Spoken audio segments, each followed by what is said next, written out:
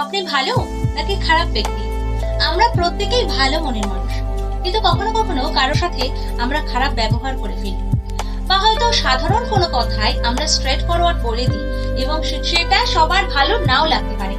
তাই আজ আমরা একটা গেম খেলবো, সেটা হলো পার্সোনালিটি টেস্ট। ছোটবেলায় আমরা মেমোরি টেস্ট খেলেছি, আজ আমরা জানবো আপনার পার্সোনালিটি কেমন। ইয়েস, রুড নাকি কাইন্ড, সেটাই আজকে আমরা জেনে নেবো। তো চলুন আজকের গেমটা শুরু করা যাক। আপনাদের কাছে থাকবে কয়েকটি কোয়েশ্চেন, প্রতি কোয়েশ্চেনের সাথে থাকবে 3টি করে অপশন।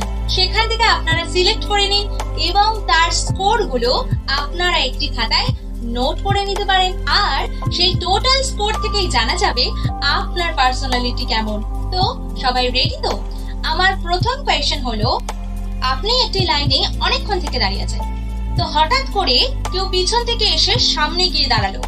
এরকম সিচুয়েশনে আপনি কি করবেন? নাম্বার 1, তাকে পোলাইটলি অর্থাৎ সবিনয়ে তাকে পিছনে চলে যেতে বলবেন। নাম্বার 2, রাগ করে প্রচন্ড ঝামেলা সৃষ্টি করবেন। নাম্বার 3, এমন রিঅ্যাক্ট করবেন যেন কিছুই হয়নি। এই রইলো আপনাদের অপশনগুলোর পয়েন্টস। কোয়েশ্চেন নাম্বার 2, আপনি হঠাৎ করেই জানতে পারলেন আপনার কোনো বন্ধু আপনার নামে অন্য কারোর কাছে গিয়ে বদনাম করছে, তো আপনি এরকম সিচুয়েশনে কি করবেন? নাম্বার 1, আপনি আবেগপ্রবণ হয়ে তার সাথে বন্ধুত্ব শেষ করে দেবেন। অপশন নাম্বার 2, আপনি এই সমস্ত কথা জাস্ট ইগনোর করে যাবেন। এবং অপশন নাম্বার 3 হলো, আপনি রেসপেক্টফুলি ভাবে সেই বন্ধুর সাথে গিয়ে মুখোমুখি কথা বলবেন। এই রইলো আপনার অপশনগুলোর পয়েন্টস। আমার প্রশ্ন নম্বর 3 হলো, ধরুন কোনো একজন ব্যক্তি যাকে দেখতে ভীষণ খারাপ, তো সে এসে আপনাকে যদি প্রপোজ করে, তো আপনার রিপ্লাই কি হবে? অপশন নাম্বার 1, তার সাথে বন্ধুত্ব করে তাকে বোঝানোর চেষ্টা করবেন। অপশন নাম্বার 2, পোলাইটলি রিজেক্ট করে দেবেন।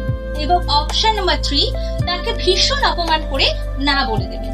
তো দেখে নিন আপনাদের অপশনগুলোর পয়েন্টস। আমার কোয়েশ্চেন নাম্বার 4, ধরুন আপনি কোনো পার্টিতে সুন্দর করে সেজেগুজে গেলেন, সেখানে কোনো একজন ব্যক্তি আপনাকে দেখে বললেন আপনার ড্রেসিং সেন্স অত্যন্ত খারাপ, দেখতে খুব খারাপ লাগছে আপনাকে, তো তখন আপনার রিঅ্যাকশন কি হবে? অপশন নাম্বার 1, সামনাসামনি আপনি তাকে প্রচুর কথা শোনাবেন, উল্টে আপনি তাকে বলবেন আমাকেও ভীষণ খারাপ লাগছে দেখতে।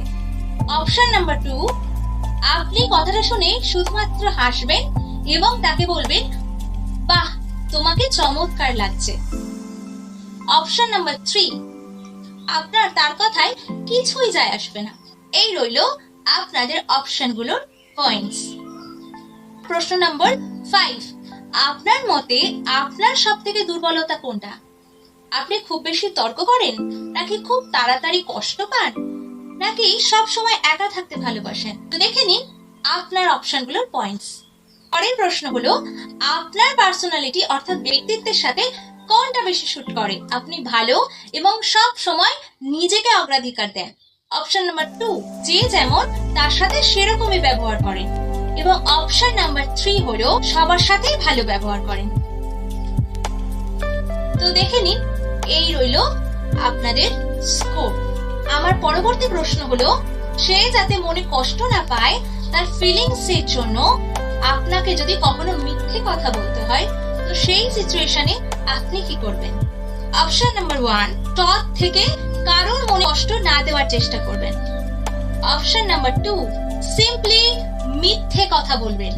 এবং অপশন নাম্বার 3 হলো সোজা কথা বলবেন। তো এই রইলো আপনাদের স্কোর।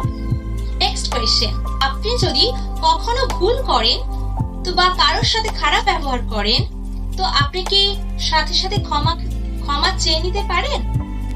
নেভার, কখনোই পারেন না। অপশন নাম্বার 2, অলওয়েজ, সব সময় অন্যায় করলে ক্ষমা চেয়ে নেন। এবং অপশন নাম্বার 3 হল সব সময় নিজের ভুল ঢাকার চেষ্টা করেন। এই রইলো আপনাদের কোয়েশ্চেনের স্কোর। নেক্সট এবং লাস্ট কোয়েশ্চেন, আপনি সাধারণত সবাইকে সাহায্য করেন। অপশন নাম্বার 1, সব সময় সাহায্য করার চেষ্টা করেন। অপশন নাম্বার 2, না, সব সময় নিজেকে নিয়ে ব্যস্ত থাকেন। এবং অপশন নাম্বার 3 হলো যখন কেউ বলে বা খুব ইনসিস্ট করে তখনই আপনি সাহায্য করেন। আপনার অপশনগুলোর পয়েন্টস। আপনারা নিশ্চয়ই আপনাদের পয়েন্টস গুলো নোট করে নিয়েছেন। আপনার স্কোর গুলো এবার টোটাল করে নিন। এই টেস্টে কেউ যদি 10 থেকে 14 পর্যন্ত নাম্বার কালেক্ট করে থাকেন তাহলে আপনারা রুট ক্যাটাগরিতে পড়ছেন। এই ধরনের মানুষদের ব্যবহার অন্য কারোর সাথে ভালো হয় না। এরা সোশ্যাল রিলেশন করতে পারে না। এদের ব্যবহার অন্যদের মনে কিভাবে আঘাত ফেলতে পারে, কিরূপ আঘাত ফেলতে পারে সেইটা এরা ভাবেই না। এই ধরনের ব্যক্তিরা নিজেদের কথা বলে কথা শেষ করে দেওয়ার মতো মানুষ। তো বন্ধুরা, আপনারা যদি এই ধরনের ক্যাটাগরিতে থেকে থাকেন তো আপনাদের পার্সোনালিটি রুট ধরনের এবং আপনাদের পার্সোনালিটিতে অনেক অনেক চেঞ্জেস এর দরকার। আপনারা যারা 15 থেকে 21 স্কোর কালেক্ট করেছেন এই ধরনের ব্যক্তিরা হার্টস এবং ইন্ট্রোভার্ট পার্সোনালিটি হয়ে থাকে। রুট সাউন্ড করে কথা বলে থাকে অন্যদের সাথে। তাদের সাথে যদি কোনো আউটসাইডার বা স্ট্রেঞ্জার কোনো ব্যক্তি প্রথমবার কথা বলতে আসে বা দেখা করতে আসে তো তারা এই ধরনের ব্যক্তিদের রুট বলেই চিহ্নিত করবে। তারা সেখানে রুট হয় না, তাদের উদ্দেশ্য ঠিকই থাকে, কিন্তু তাদের বলার ধরন বাকিদের থেকে আলাদা হয়ে থাকে। আপনাদের ইন্ট্রোভার্ট পার্সোনালিটি এবং কম কথা বলাকে লোকে রুট বলে মনে করে থাকে। এবার 22 থেকে 25 স্কোর কালেক্ট করা ব্যক্তিরা বেনেভোলেন্ট পার্সোনালিটি অর্থাৎ উপকারী ব্যক্তিত্বকে ইন্ডিকেট করে। এরা কোনো রকম আশা ছাড়াই অন্যদের হেল্প করে থাকে, অন্যের ফিলিংসকে নিজের মতো করে ধ্যান রাখে। এই ধরনের ব্যক্তিরা তাদের পজিটিভ অ্যাটিটিউডকে অন্যদের কাছে শো করে থাকে। এবং শেষে যারা 26 থেকে 30 পয়েন্টস স্কোর করেছেন তাদের পার্সোনালিটি কাইন্ড পার্সোনালিটি হয়ে থাকেন। এরা সবসময় অন্যদের হেল্প করার জন্য রেডি থাকে। তো আজকের এই টপিকটা আপনাদের কেমন লাগলো? এর মধ্যে থেকে আপনার টোটাল স্কোর কত সেটা আমাকে জানাতে পারেন। তো আজ এই পর্যন্তই, আবার চলে আসবো নতুন কোনো ভিডিও নিয়ে। ততক্ষণের জন্য টাটা, সবাই খুব ভালো থাকবেন এবং সবসময় আমার পাশে থাকবেন।